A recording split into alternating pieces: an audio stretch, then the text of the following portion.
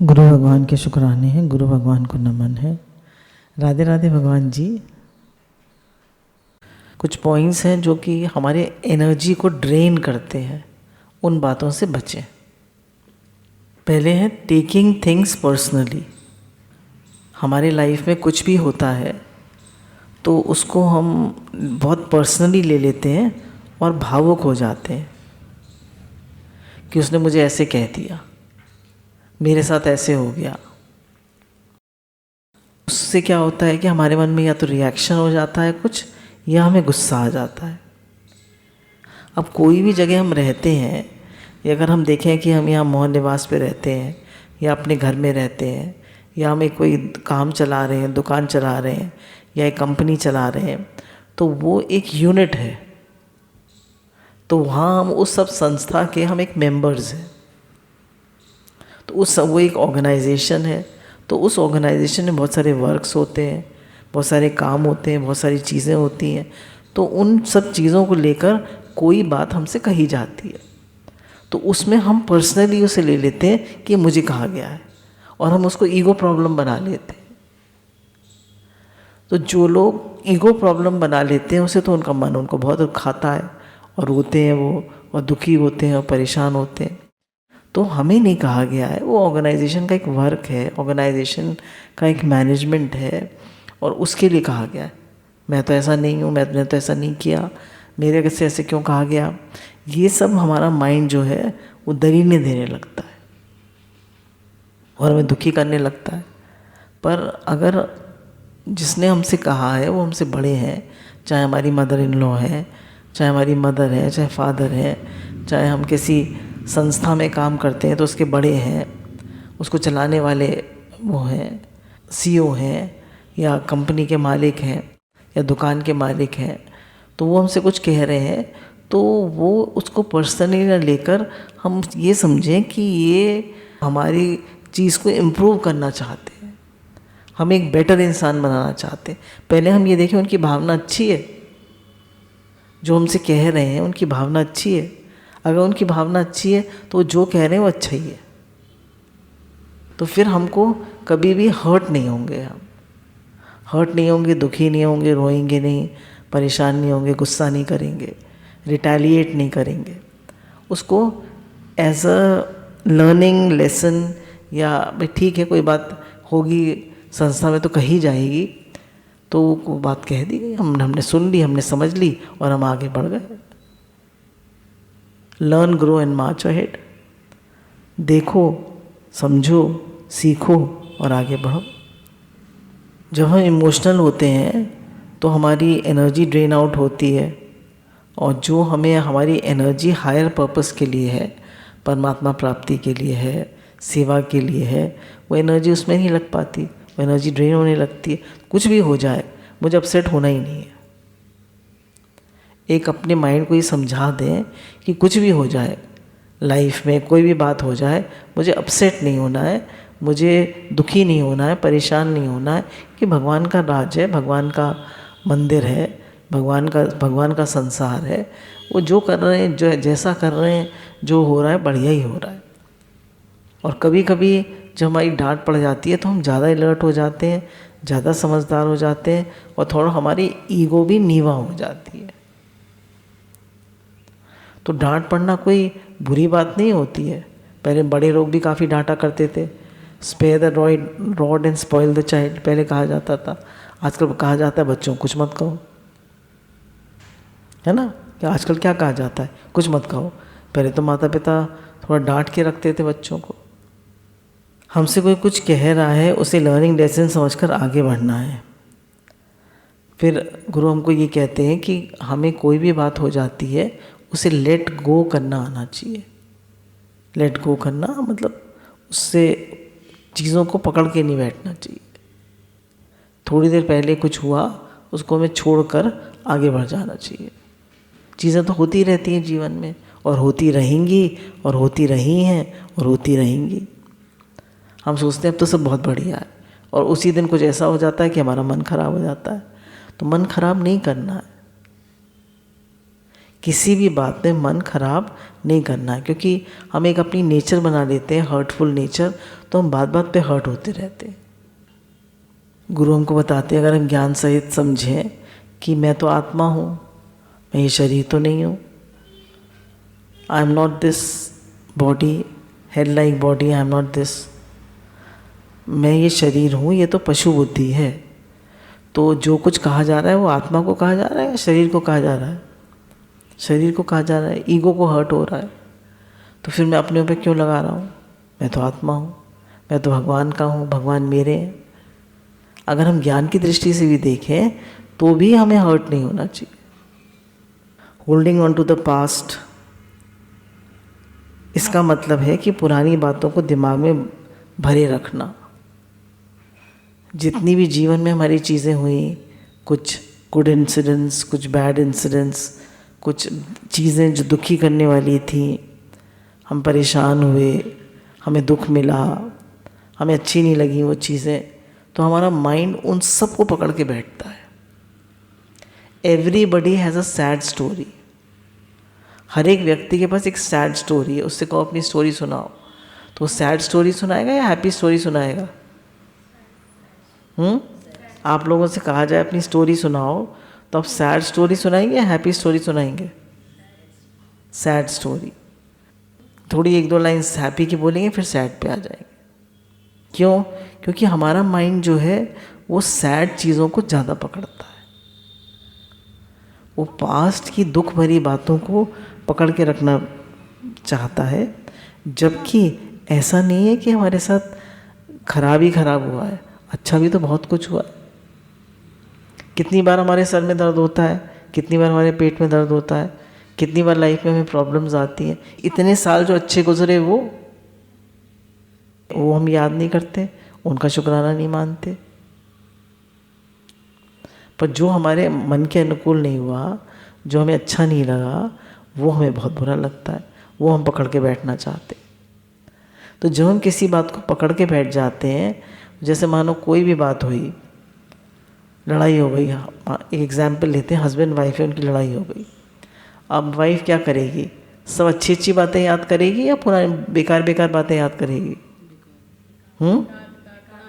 पुरानी बातें, जब से शादी से होकर आई और आज तक की सारी बातें जिनसे दुख मिला सब याद कर ली। तो सारे मेमोरी में हमारे गुड मेमोरीज़ की हमने एल्बम नहीं बनाई, हमने बैड मेमोरीज़ के एल्बम बना रखी है। तो हम बैड मेमोरीज़ के एल्बम को फ्लिक करते रहते हैं, ये हुआ, ये हुआ, ये हुआ, तब ये कहा, तब ये कहा, और इतने मोमेंट्स जो इन्जॉय किए, वो इतना सुख मिला, जो वो इतने अच्छे से रहे, हर एक दिन थोड़ा दुख थोड़े ना मिला। तो इसलिए पास्ट को, शिकायतों और खटपट वाली पुरानी बातों को नहीं मन में रखना चाहिए। Forgive and forget and move ahead. जैसे ग्लास को हम थोड़ी देर पकड़ के रखते हैं तो थोड़ी हमें कोई फ़र्क नहीं पड़ता, पर उसी ग्लास को अगर हम बहुत देर तक पकड़े रहें तो हमें स्ट्रेस होने लगता है, और पूरे दिन पकड़े रहें तो हमारा हाथ सुन्न हो जाएगा और हिलेगा भी नहीं। ग्लास वही है। तो पास्ट की कोई भी बात को हम पकड़ के बैठेंगे तो वो एक नासूर बन जाएगा, हमें दुखी करेगा, हमें परेशान करेगा। तो यहाँ पे फिर यही बात आती है कि किसी भी चीज़ को पास्ट की हम अपने मन में न रखें, एकदम उसको फॉरगिव एंड फॉरगेट करके आगे बढ़ें। ये सच्ची बात है कि एक लड़का हमारे सत्संगी का अमेरिका चला गया, तो उसका अमेरिका से मेरे पास फ़ोन आया कि मेरा किसी भी कंपनी में सिलेक्शन नहीं होता है। पहले इंटरव्यू में नहीं हुआ सिलेक्शन, उसका माइंड क्या कहेगा? मेरा सिलेक्शन नहीं होगा, मेरा सिलेक्शन नहीं होगा, मेरा सिलेक्शन नहीं होगा। तो अब क्या होगा? सिलेक्शन होगा। उसका माइंड पहले ही नेगेटिव हो जाता है। तो नेगेटिव हो जाने की वजह से माइंड वही पुरानी चीज़ रिपीट करता रहता है, जिसकी वजह से नई रिकॉर्डिंग नहीं होती, पॉजिटिविटी नहीं आती। तो अगर हम पास्ट को पकड़े रहते हैं तो पास्ट में वो भी बेकार की बातों को, कितने बच्चे होते हैं उनके माता पिता का शरीर शांत हो जाता है जब वो जन्म लेती है, माँ के जन्म लेने के टाइम माँ का शरीर शांत हो जाता है। पिता जो है वो दूसरी शादी कर लेते हैं और उन बच्चों को ठीक से कोई पाला नहीं जाता, उन्हें इग्नोर किया जाता है। कितने कितने बड़े बड़े संतों की वो पढ़ते हैं चरित्र, तो वो महान नहीं बने क्या? तुलसीदास जी के चरित्र पढ़ो, जो उनकी माँ जो थी उनका शरीर शांत हो गया जन्म के बाद ही। फिर चुनिया दाई थी उसको उनको दे दिया उसको, तो उसका भी शरीर शांत हो गया, वो अपने गांव ले गई। तो थोड़े दिन बाद फिर वो जंगल में जो उनके घर के पास गए, उन्होंने कहा तो राक्षस है, सबको खा जाता है। पिता ने भी निकाल दिया कि मैं नहीं रखूँगा इसे। तो किसी ने नहीं रखा, तो पार्वती जी उनको खिलाने आती थी। कितना बचपन में दुख उन्होंने देखा, तो दुख दारू सुख रोग भया। तो दुख जो है वो दवा है, दारू मतलब दवा है, वो दिक्कत की बात नहीं है। दुख आता है तो आदमी राइज करता है, समझता है, सीखता है, वाइज बनता है। परेशान और दुखी होने के लिए दुख नहीं बना, हमें ऊंचा उठाने के लिए, वाइज बनाने के लिए, समझदार बनाने के लिए बना है दुख। तो पास्ट से हमें सीखना चाहिए कि मैंने क्या क्या मिस्टेक्स की जो मैं अब रिपीट ना करूं, और लाइफ में आगे बढ़ूं, समझदार बनूं।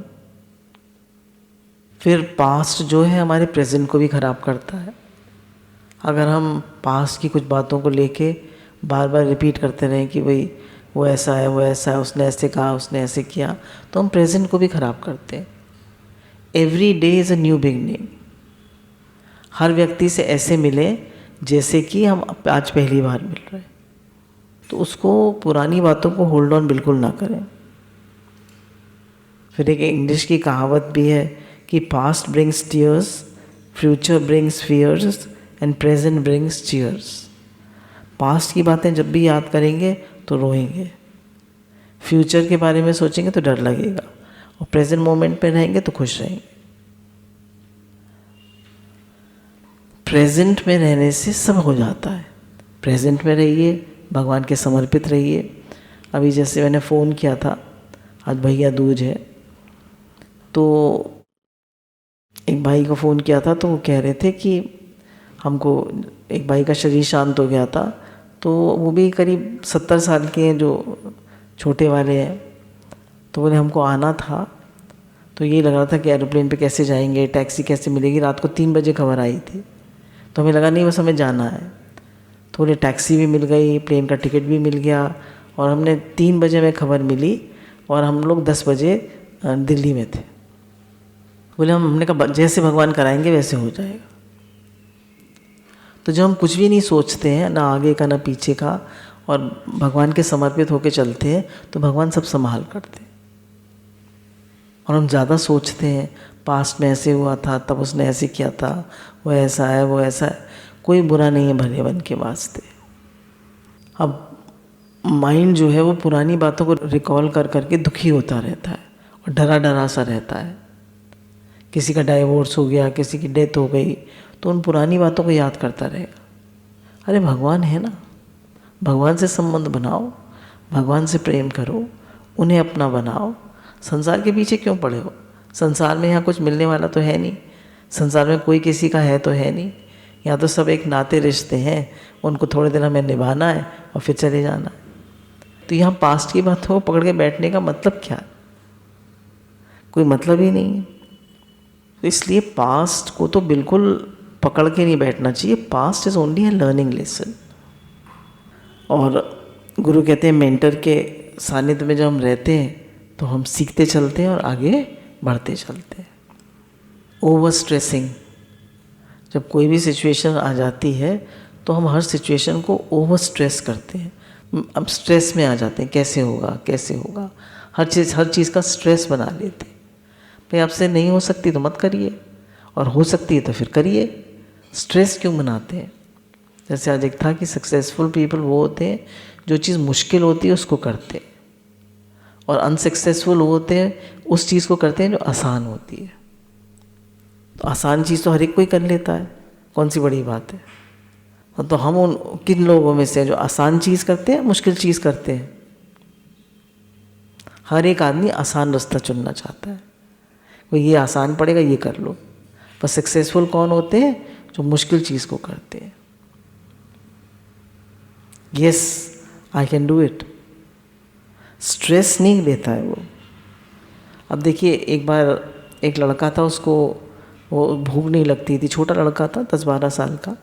उसके पिताजी रुई धुनने का काम करते थे, तो उसको जैसे होता है ना, डिप्रेशन टाइप हो गया, बहुत परेशान, बहुत दुखी, बहुत उसकी तबीयत ही ठीक ना हो, उसको भूख ना लगे, दुखी दुखी सा रहने लगा। तो उसके फादर उसको साइकोलॉजिस्ट के पास ले जाते हैं।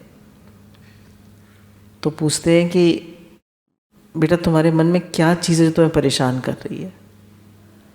तो कहता है हमारे यहाँ हमारे पापा रुई धुनने का काम करते हैं, तो हम लोग उसके पास रहते हैं, शिपयार्ड के पास रहते हैं, मतलब समुद्र के किनारे रहते हैं। तो शिप आई थी, उसमें इतनी रुई थी, तो उसको देख के मैं घबरा गया कि सारी रुई मुझे ही धुननी पड़ेगी। तो अब मुझे उसको स्ट्रेस हो गया, तो सारी रुई उसी को धुननी है। वो तो बहुत सारे लोग लेंगे उस रुई को धुनेंगे, पर हमारा मन है ना, वो हमें डराता रहता है, सारा काम मुझे ही करना पड़ेगा। भगवान तो कुछ करेंगे नहीं, भगवान तो कराने वाले हैं नहीं, सब मुझे ही करना है। तो कोई भी काम आता है तो हमारा मन घबरा जाता है। पर जब हम भगवान का आधार लेते हैं कि भगवान कराने वाले हैं, भगवान कराएंगे, भगवान की कृपा से हो रहा है, आज दिन तक उन्होंने सब कराया, ये भी वही कराएंगे, तो इतना स्ट्रेस। और हम देखते हैं present fears are less than horrible इमेजिनिंग्स।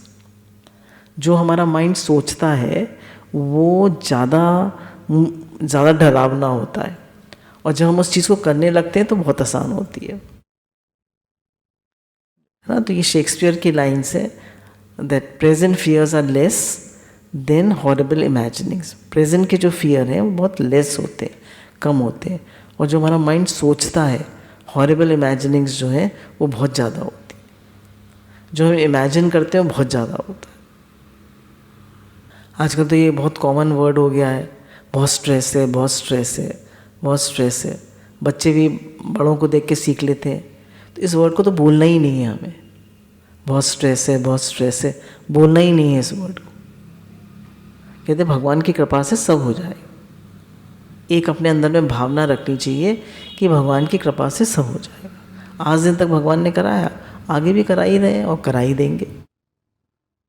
Stress होने से क्या होता है, माइंड ब्लॉक हो जाता है और हम थका थका सा महसूस करते हैं और हम सोच नहीं पाते हैं।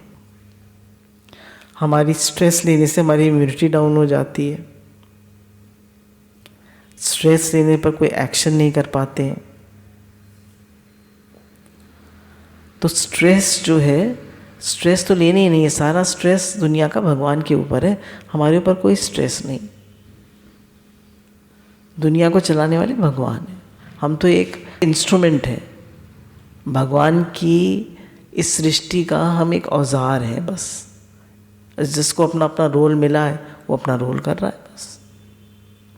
And little anxiety is good for results. थोड़ी एंग्जाइटी जो है वो अच्छी है रिजल्ट्स के लिए, और ज़्यादा एंग्जाइटी जो है वो ख़राब है। तो स्ट्रेसफुल हमें बिल्कुल नहीं होना चाहिए। हम अपना काम टाइम पे करें, टाइम से उठें, टाइम से सब चीज़ करें, और अपने काम को रोज़ का रोज़ करें तो स्ट्रेस नहीं होगा। और हर बात में यही सोचें कि भगवान की कृपा से सब हो जाएगा। स्लीपिंग लेट, देर से सोना, आजकल तो बहुत कॉमन बात हो गई, 11, 12, 1 बजे तक सोना।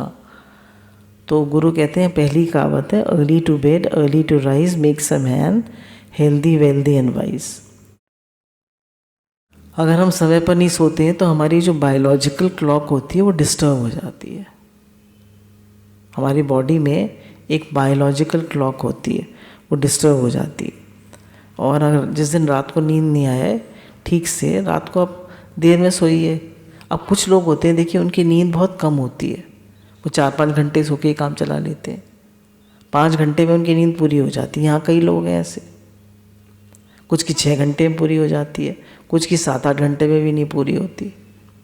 तो जब हम साधक हैं, भक्त हैं, तो हमें बहुत ज़्यादा नींद लेने की ज़रूरत, थोड़ी थोड़ी धीरे धीरे अपनी नींद लेने की ज़रूरत को कम करते जाना चाहिए, है ना। शरीर को जितना ज़्यादा आराम देंगे उतना ज़्यादा आराम मांगेगा। जो लोग देर से सो के उठते हैं उनके सब काम, जैसे कहते हैं ना, बिछड़े रहते हैं, कोई काम टाइम से नहीं होता। और जो लोग टाइम से सुबह जल्दी उठ जाते हैं उनके सब काम टाइम से हो जाते हैं। कई लोग हैं वो 4 बजे उठ जाते हैं। अगर आप 10 बजे सो जाएंगे तो आप 4 बजे उठ जाएंगे, 9 बजे सो जाएंगे तो 4 बजे उठ ही जाएंगे, बिल्कुल। इसलिए जल्दी सोना जल्दी उठना जो है वो हेल्थ के लिए बहुत अच्छा है। हेल्थ के लिए, हमारे माइंड के लिए, हमारी हर चीज़ के लिए, हमारी लाइफ के लिए बहुत टाइम होता है। ऐसे समझ लीजिए हमें कहीं जाना है और हम देर से चलें, पूरे रास्ते ट्रैफिक ट्रैफिक ट्रैफिक ट्रैफिक, और जल्दी सुबह निकल गए 5 बजे, एकदम आ जाएंगे। ऐसी ज़िंदगी का सफ़र है। आप जल्दी सुबह उठ जाइए, आप देखिए फटाफट आप सब काम आपके टाइम से हो जाएंगे, आपको बहुत अच्छा लगेगा। और अब देर से सो के उठें आराम से। आजकल तो फैशन हो गया 10 बजे 11 बजे उठना, देर से तो उठना ही 8-9 बजे उठना। बच्चों को भी वही आदत पड़ जाती है, रिलैक्स कर रहे हैं। जो आजकल लड़कियों को PCOD हो रहा है, यंग गर्ल्स को, तो उसका रीज़न क्या है? वो देर से सो के उठती हैं, फिर लाइफ में उनकी कोई एक्सरसाइज नहीं होती है और उससे हार्मोनल डिस्टर्बेंस हो जाता है। उनकी लाइफ में कोई प्रॉपर फूड नहीं होता, प्रॉपर एक्सरसाइज नहीं होती, और उससे उनको PCOD हो जाता है। फिर जो लोग बिल्कुल एक्सरसाइज नहीं करते हैं, खाते अच्छा है, सबको बढ़िया खाने को चाहिए, तो वॉकिंग नहीं करेंगे, एक्सरसाइज नहीं करेंगे, कब कहाँ है टाइम एक्सरसाइज करने का? भाई 9 बजे आप उठेंगे तो कहाँ है आप एक्सरसाइज करेंगे? कब भजन करेंगे? क्या करेंगे? कुछ कर ही नहीं सकते, बस टाइम ही नहीं। लेट से लेट आप 6 बजे उठ सकते हैं, और सबसे अच्छा है 4 और 5 के बीच में उठ जाए। लेट सोने से हमारी पाचन शक्ति खराब हो जाती है।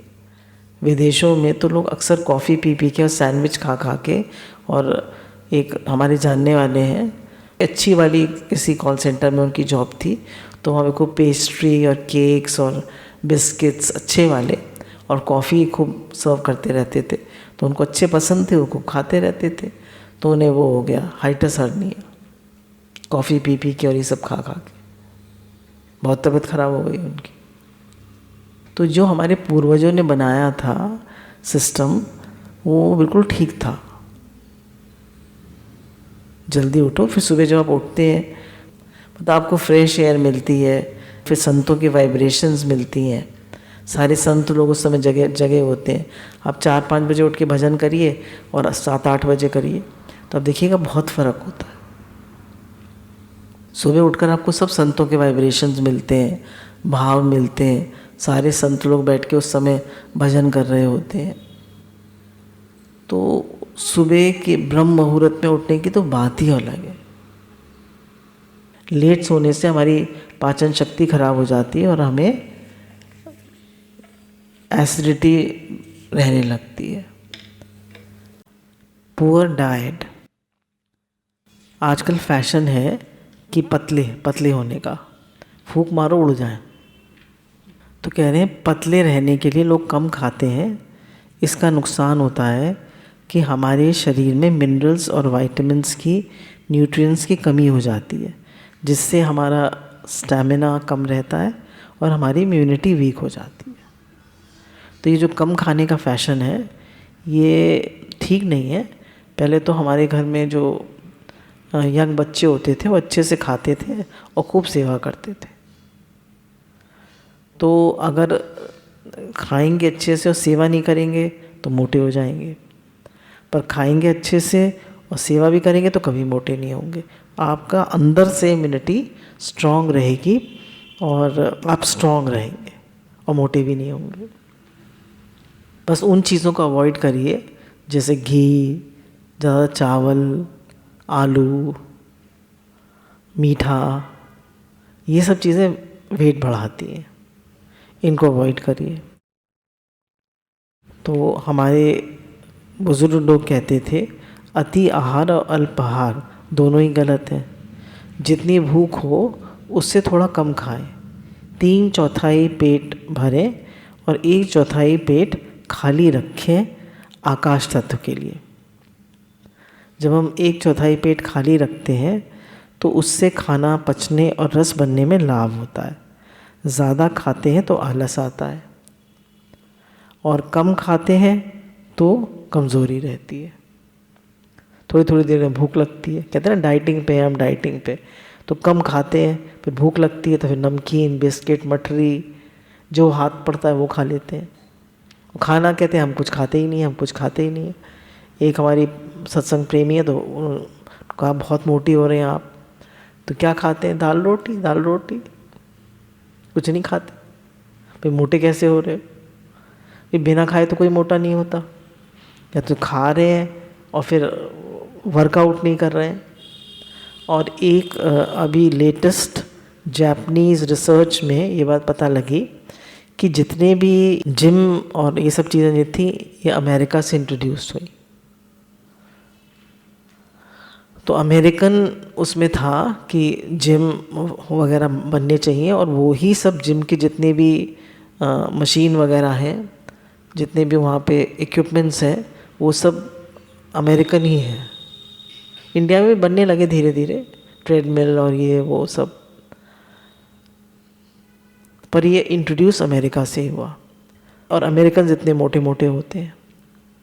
और जापानीज़ जो है वहाँ पर फैशन नहीं है जिम करने का, वहाँ फैशन है वॉक करने का। तो बोले एक एक आदमी जो है 20-20 किलोमीटर चल लेता है, 15-15 किलोमीटर चल लेता है। तो जापानीज़ जो है वो कभी मोटे नहीं होते, वो पतले होते हैं, और उनकी लॉन्गेविटी भी बहुत ज़्यादा होती है। उनकी लॉन्गेविटी जो है, एक फैमिली जो थी वो 121 गाना करके कोई वहाँ पे वो है, एक क्लैन है जिसकी लाइफ एक्सपेक्टेंसी 140 ईयर्स तक है। तो उनसे पूछा गया कि भाई आपकी इतनी लंबी आयु कैसे है?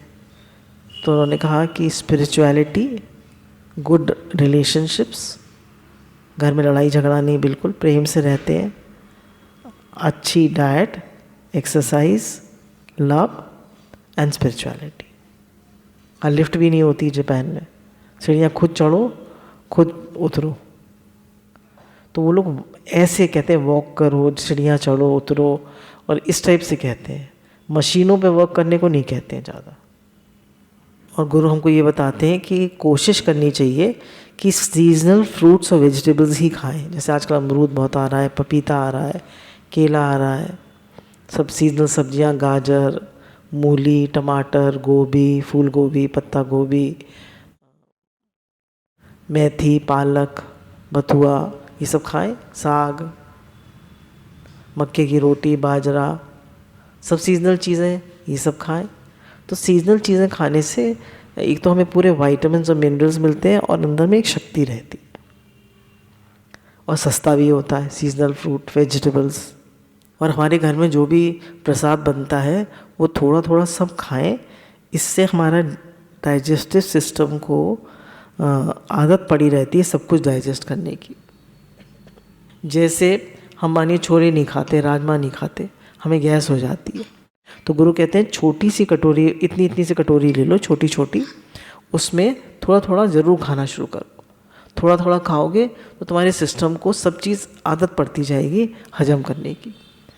ऐसे मत सोचो ये मैं नहीं खाता, ये मैं नहीं खाता, ये मैं नहीं खाता, मैं तो खाली परवल आलू खाता हूँ और रोटी खाता हूँ और मेथी खा लेता हूँ और बस बहुत कम सब्जी खाता हूँ, सब इससे मुझे गैस हो जाती है, इससे गैस हो जाती है, तो ये मुझे सूट नहीं करता। बोले सब चीज़ खाओ, थोड़ी मात्रा में खाओ, और जो सूट करती हो थोड़ा ज़्यादा खा लो, पर खाओ सब। उससे सब न्यूट्रिएंट्स भी मिलते हैं और बॉडी को सब कुछ डाइजेस्ट करने की आदत पड़ी रहती है। फिर नेक्स्ट पॉइंट है कंप्लेनिंग ऑल द टाइम। हमको ब्लेस्ड फील करना चाहिए, कंप्लेन कभी नहीं करना चाहिए। भगवान ने हमें बहुत अच्छे से रखा है। हर इंडिविजुअल को ये सोचना चाहिए कि हमारे कर्मों के हिसाब से भगवान ने हमें बहुत अच्छे से रखा है। It couldn't have been better. अगर if God does not want to change your situation, He wants to change your heart. उसी परिस्थिति में भगवान देखे। अगर भगवान हमारी लाइफ की सिचुएशन को चेंज नहीं करना चाहते तो चाहते हैं हम अपने भाव को चेंज करें, हम अपने दिल को चेंज करें, हम अपनी आदतों को बदलें। When we blame others, we lose the power to change ourselves. जब हम दूसरों को ब्लेम करते हैं तो अपने को चेंज करने की पावर को लूज़ कर देते हैं। अगर हमें प्रेम ही प्रेम मिलेगा तो ईगो बढ़ेगा, अगर डांट ही डांट मिलेगी तो डिप्रेशन होगा। और थोड़ा प्रेम और थोड़ी डांट अच्छी है। हमें गुरु मिले हैं, सत्संग मिला है, नाम जप मिला है, वी शुड बी ग्रेटफुल। बहुत ज़्यादा हमें ग्रेटफुल होना चाहिए। Every situation is good. हर एक परिस्थिति अच्छी है। उस परिस्थिति में हमारा रिएक्शन क्या है, हमारी सोच क्या है। हम परिस्थिति जब भी कोई आती है तो हम कंप्लेन और ब्लेम करने लगते हैं। हम बाहर से कुछ नहीं बोल पाते पर हमारा माइंड तो करता ही है। तो हमें माइंड को कंप्लेनिंग और ब्लेमिंग की नेचर नहीं डालनी है, अपने को चेंज करना है। Change your self and the world is changed. अपने को चेंज करना है, अपने थिंकिंग को चेंज करना है, अपने भाव को चेंज करना है और हमें लगेगा सिचुएशन चेंज हो गई। Over thinking, burning is like a rocking chair which leads you nowhere. ज़्यादा सोचने से क्या होता है, एनर्जी ड्रेन होती है, काम नहीं होता और सोचने में समय निकल जाता है। जब ज़्यादा सोचते हैं तो वर्क आउटपुट इज़ नील, क्योंकि एनर्जी तो वही है, चाहे आप काम में लगा दीजिए चाहे सोचने में लगा दीजिए। जब हम ज़्यादा सोचते हैं तो फियरफुल हो जाते हैं और ऑक्सीजन डिप्लीशन बहुत ज़्यादा होता है। ज़्यादा सोचने से हमारी ब्रेन जो है वो हमारे काफ़ी ऑक्सीजन को यूज़ कर लेती है। तो जो लोग ज़्यादा सोचते हैं उनका इम्यूनिटी लेवल कम होता है, और जो लोग प्रसन्न रहते हैं, खुश रहते हैं, उनका इम्यूनिटी लेवल अच्छा होता है। जो लोग ज़्यादा सोचते हैं वो क्रिटिकल और स्ट्रेस्ड रहते हैं। पास्ट की एक भी बात हो जाए उसको रखे बैठे रहेंगे, फॉरगिव एंड फॉरगेट नहीं करेंगे, उसको मन में रखे बैठे रहेंगे। जैसा हम सोचते हैं वैसा हम अट्रैक्ट करते हैं, है ना। What you think you experience and what you think you attract. हम वही चीज़ों को अट्रैक्ट करेंगे।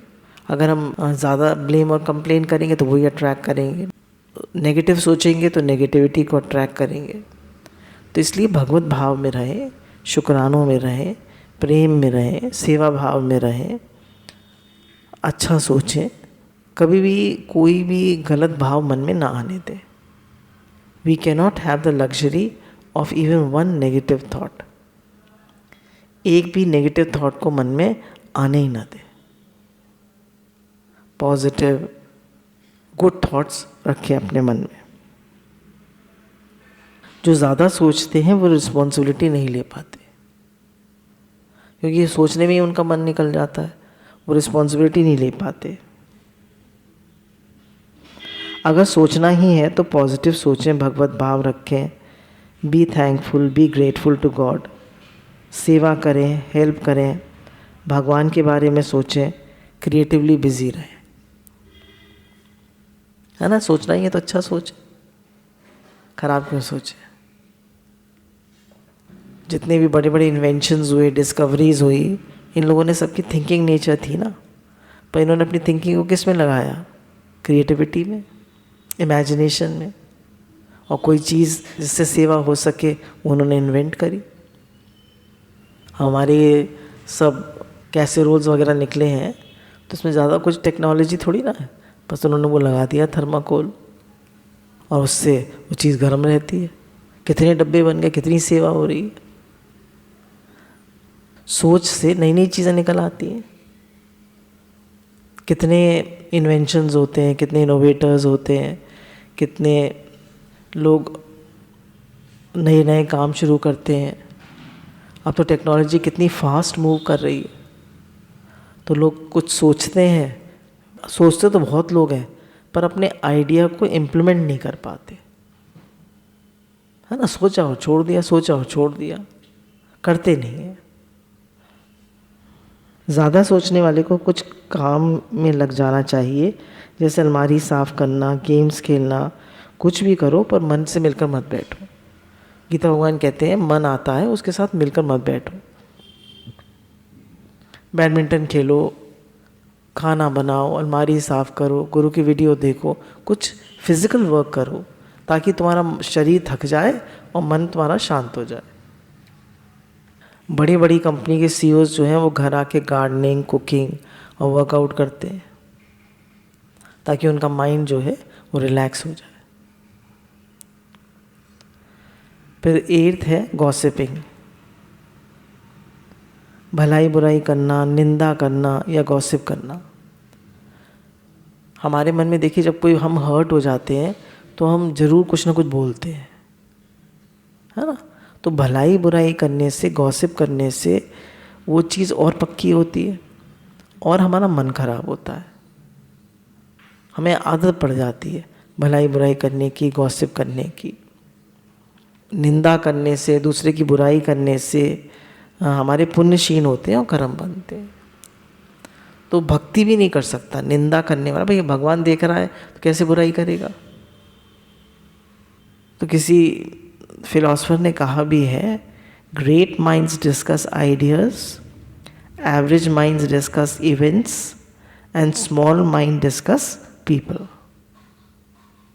अब गॉसिपिंग का नुकसान क्या है? समय बर्बाद होता है। जिसकी बुराई करते हैं उसके पाप कर्म हमारे खाते में आ जाते हैं। हमने किसी की बुराई करी तो उसके जो पाप है वो हमारे खाते में आ जाएगा और हमारे पुण्य ले जाएगा। तो बुराई तो कान पकड़ लें, कभी किसी करनी ही नहीं है। स्वामी राम सुखदास जी कहते हैं कि बुराई जो है, बुराई का त्याग करने से अच्छा ही स्वतः आती है। अगर हम बुराई का त्याग कर दें, मुझे किसी की निंदा नहीं करनी, चुगली नहीं करनी, किसी को गलत नहीं समझना, किसी गलत नहीं बोलना, किसी के बारे में गलत नहीं सोचना, तो आप अच्छे स्वतः बन जाएंगे। आप अच्छाई तो करते हैं पर बुराई का त्याग नहीं करते, है ना। अच्छाई तो करते हैं आप पर बुराई का त्याग नहीं करते, तो आप अच्छे बन ही नहीं पाते।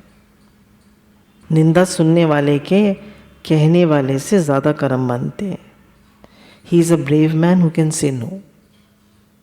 टॉपिक चेंज कर दीजिए, कह दीजिए प्लीज़ मुझे मत सुनाओ, मुझे मेरा मन खराब होता है, उठ जाइए वहाँ से। क्यों सुने हम किसी की निंदा? जब हम किसी की निंदा सुनते हैं या गॉसिप सुनते हैं तो राग, द्वेष, झगड़े बढ़ते हैं, रिलेशनशिप बिगड़ते हैं। जो निंदा सुनता है वह डस्टबिन बन जाता है ना। अगर हम निंदा सुनते हैं तो हम क्या बन जाते हैं? डस्टबिन। अगर हम निंदा करते हैं तो अंदर में डरते हैं कि कहीं वो हमारी बात किसी से कह ना दे। लेडीज़ का सेंटर रिलेशनशिप्स है और घर होता है, उसी की बात करती हैं। रिलेशनशिप्स और घर। कुकरी चैनल्स जो हैं उनके देखिए कितने एम में व्यूज़ जा रहे हैं। हर कोई खाना खाता है तो भैया इधर उधर की बात करते हैं, तो कुकरी को ये देखो, चलो कुछ बनाओ, ये खाना ही बनाओ, बेकार की बात तो मत करो। अगर आप पढ़ते लिखते रहते हैं, विचार करते रहते हैं, तो आप आइडियाज़, क्रिएटिविटी या भगवान की बातें डिस्कस करते हैं। पढ़ते लिखते रहते हैं, भागवत जी पढ़िए, रामायण पढ़िए, गीता जी पढ़िए। एक किसी ने बताया कि हमारे घर के पास 2 लोगों का शरीर शांत हुआ, तो जो पति थे वो तो रामायण पढ़ा करते थे, तो अंत समय तक वो रामायण के श्लोक बोलते हुए गए, उसकी चौपाइयाँ बोलते हुए गए। और जो उनकी पत्नी थी वो घर के काम में रहती थी, तो वो यही कहती, 2 बजे उठ जाती थी, रात को उनकी नींद खुल जाती थी, अब मैं क्या काम करूं। उन्हें कुछ करने को चाहिए था। देखो कौन आया, देखो वो आ गई, सेवादारी आ गई, देखो वो आ गया, वो आ गया, वो यही सब करती रहती थी। तो जो लोग बहुत ज़्यादा काम करते हैं तो उनको काम ही याद आता है अंत समय में, और आपने भगवान का नाम लिया होगा, आपने पढ़ा होगा, आपने विचार किया होगा, तो आपको वही याद आएगा। तो आप क्या क्या किया अपने जीवन भर? काम करना अच्छी बात है, पर जब आप बुज़ुर्ग हो जाए, 65 साल के हो जाए, 60-65 साल के हो जाए, तो आप भजन में ज़्यादा मन लगाइए और बच्चों को काम करने दीजिए। आप ज़्यादा कर्मों में प्रवृत्ति मत रखिए। Trying to please everyone, trying to please everyone, जो सबको खुश करना चाहता है वो खुद दुखी रहता है, क्योंकि कोई किसी को खुश नहीं कर सकता। आप लोग बताइए, जितने लोग सत्संग सुन रहे हैं, कोई आपसे खुश है घर में? बताइए। आप लोग, हमारे यहाँ इतने सारे लोग बैठे हैं, कौन किससे खुश है? कोई किसी को खुश कर ही नहीं सकता। It is next to impossible. क्यों? सबके पास मन है। आज खुश हो जाए, कल फिर बुरा मान जाए। किसी व्यक्ति को संसार में सारे सुख मिल जाएं तो भी वह खुश नहीं होगा, क्योंकि भगवान ने कहा संसार दुखालम अशाश्वतम। अगर किसी को 100 रुपये मिल जाए तो उसको 1000 की इच्छा होगी, 1000 मिल जाए तो 10,000 की इच्छा होगी, 10,000 मिल जाए तो लाख की इच्छा होगी, लाख मिल जाए तो करोड़ों की इच्छा होगी, करोड़ मिल जाए तो 100 करोड़ की इच्छा होगी, अरब की इच्छा होगी, अरब की इच्छा होगी तो खरब की मिल जाए तो खरब की इच्छा होगी, खरब मिल जाए तो उसको पूरे भूमंडल के राज की इच्छा होगी, भूमंडल का राज मिल जाए तो स्वर्ग के राज की इच्छा होगी, और फिर तीनों लोगों का राजा बनने की इच्छा होगी। तो इसलिए इच्छा को तो कभी आप ख़त्म कर ही नहीं सकते, और ना आप किसी को खुश कर सकते। बस ये है, आप अपना भजन करिए, भगवान में मन लगाइए, सेवा करिए और भगवत भाव में रहिए, शुक्रानों में रहिए। किसी का बुरा मत करिए, बुरा मत सोचिए, बुरा मत कहिए और बुरा भाव मत रखिए। ये तो हम कर सकते हैं सब। हम किसी को खुश तो नहीं कर सकते, पर बुराई का त्याग तो कर सकते हैं। अपोलो में हम लोग जब रहे थे थोड़े दिन अपोलो में, तो एक वार्ड बॉय था जो सेवा करता था और अच्छे से करता था सेवा, और बोलता था जय भोलेनाथ, जय भोलेनाथ। सेवा करता था और फिर बोलता था जय भोलेनाथ। तो कहा कि भाई तुम तो बड़े भगवान के भक्त हो, बहुत अच्छे हो। बोले नहीं, मैं जो भी काम करता हूँ मैं अपनी खुशी के लिए करता हूँ, मैं किसी को खुश करने के लिए नहीं करता, क्योंकि आप किसी को खुश कर ही नहीं सकते। जो सबको खुश करने के चक्कर में रहता है वो खुद दुखी हो जाता है, और जो सबको खुश करने के चक्कर में रहता है उसकी अपनी थिंकिंग, अपनी इंडिविजुअलिटी सब खत्म हो जाती है, सप्रेस हो जाती है। क्यों? हमेशा दूसरों के हिसाब से ही चलता रहता है, इसको खुश करूं, उसको खुश करूं, उसको खुश करूं, खुश कोई होता नहीं है, तो बेचारा खुद डिप्रेस हो जाता है। फिर लास्ट पॉइंट है social media waste of time. 90% लोग स्मार्टफोन्स में अपने पास रखते हैं, है ना। 90% लोग के पास स्मार्टफोन्स होते हैं, एंड्रॉयड फ़ोन्स होते हैं। 90% लोग आए हुए SMS को 3 मिनट के अंदर पढ़ लेते हैं। हे नाथ, हे नाथ, हे नाथ, हे नाथ, हे नाथ। 22% लोग स्मार्टफोन्स को टॉयलेट में भी यूज़ करते हैं। 84% लोग फ़ोन को बेड में भी यूज़ करते हैं। 84%, इमेजिन। 15% लोग ड्राइविंग के दौरान फ़ोन यूज़ करते हैं, सो डेंजरस। 60% लोग गेम्स खेलने के लिए फ़ोन को यूज़ करते हैं, 60%, इमेजिन। पबजी एक वो था गेम जो कि चाइनीज़ वालों की तरफ से था। हमारे मोदी जी ने सब चाइनीज़ बैन कर दिए, सब काफ़ी सारे ऐप्स बैन कर दिए, तो कितना फ़ायदा हो गया। काफ़ी सारे ऐप्स बैन कर दिए उन्होंने, काफ़ी सारे गेम्स बैन कर दिए, काफ़ी सारी चीज़ें बैन कर दी, तो उससे कितनी हमारी पब्लिक को फ़ायदा हुआ। टिकटॉक, किसी ने मुझे बताया दिल्ली में जितनी भी सेवाधारी लोग आती थी सब फ़ोन्स में लगी रहती थी। क्या देख रहे हो? टिकटॉक। काम ख़त्म करके 10-11 बजे बैठ जाती थी सब गुट बना के, और सब अपने फ़ोन में टिकटॉक देखती थी। ये सब टिकटॉक वगैरह देखते रहते थे। कितनी, तो बोले सबसे ज़्यादा टिकटॉक की जो क्लाइंटेज थी वो इंडिया में थी। तो चाइनीज़ लोगों ने कहा इंडिया के लोग इतने बेवकूफ़, हमें नहीं पता था। उन्हें अर्निंग मिल रही है और हमें बेवकूफ़ बता रहे हैं। तो हम यही सब देखेंगे तो क्या करेंगे? 55% लोग एंटरटेनमेंट और वीडियोस देखने के लिए फ़ोन यूज़ करते हैं। तो ये सब चीज़ें जो हैं एक स्टडी के द्वारा ये सब हमको डेटा मिला है। अब हेल्थ हैज़र्ड्स ऑफ स्मार्टफोन्स, हमारी हेल्थ पर, हमारी थिंकिंग पर, हमारी पूरी साइकोलॉजी पे इसका क्या असर पड़ता है? It causes neurological changes, people complain of physical pain and low bone density. जैसे हाथ से किटकिट करते रहते हैं ना, तो हाथ की नसें तब थन जाती है। ट्विचिंग ऑफ फिंगर्स में ट्विचिंग होने लगती है, ऐसे होता है ना, जैसे पैल्पिटेशन होने लगती है, ऐसे फिंगर्स ट्विच करने लगती है। Pain in neck, hands and fingers, ज़्यादा फ़ोन देखने से गर्दन में, हाथों में और उंगलियों में दर्द रहने लगता है। Constant exposure to electromagnetic radiation interferes with memory and sleep. Continuous electromagnetic radiation होता है और हमारी स्लीप को और मेमोरी को डिस्टर्ब करता है। इफेक्ट्स आर डाइजेस्टिव सिस्टम, हमारा डाइजेस्टिव सिस्टम भी वो डिस्टर्ब हो जाता है ना। हर समय फ़ोन देखते रहेंगे, खा रहे हैं तो फ़ोन देख रहे हैं, हर समय फ़ोन। बिहेवियरल चेंजेस, गुस्सा ज़्यादा आता है, चिड़चिड़ाते ज़्यादा है। फ़ोन देखने वालों को गुस्सा बहुत आता है। Behavioural changes, feeling a void when the phone is not in hand, जब हाथ में फ़ोन नहीं है तो खालीपन। सब जब घर में एक जाओ, यहाँ पर भी आओ, सब फ़ोन लेके बैठे, kit kit kit kit kit kit kit kit, आपस में इंटरेक्शन ख़त्म हो जाता है। जब एक घर में लोग हैं तो सब अपने अपने फ़ोन में लगे रहते हैं, आपस में कोई इंटरेक्शन ही नहीं है, आपस में कोई प्रेम ही नहीं है, क्या है, फ़ोन में लगे हुए हैं। तो सब वर्चुअल वर्ल्ड में रह रहे हैं। वर्चुअल वर्ल्ड में लाइक्स चाहिए, वर्चुअल वर्ल्ड में हमें वो चाहिए, व्यूज़ चाहिए। पर भैया घर में प्रेम हो ये तो हमें चाहिए ही नहीं। हर समय फ़ोन। सोते समय फ़ोन को स्विच ऑफ करके अपनी बॉडी से कम 3 फीट की दूरी पर उसको रखें और उसको फ्लाइट मोड पे डाल दें। फ्लाइट मोड पे फ़ोन को डालने से रेडिएशंस नहीं आती। तो फ़ोन का यूज़ कम करें, वर्चुअल वर्ल्ड में कम रहें, जो हमारी एक्चुअल वर्ल्ड है उसमें ज़्यादा रहें। गुरु भगवान के अनंत शुक्राना।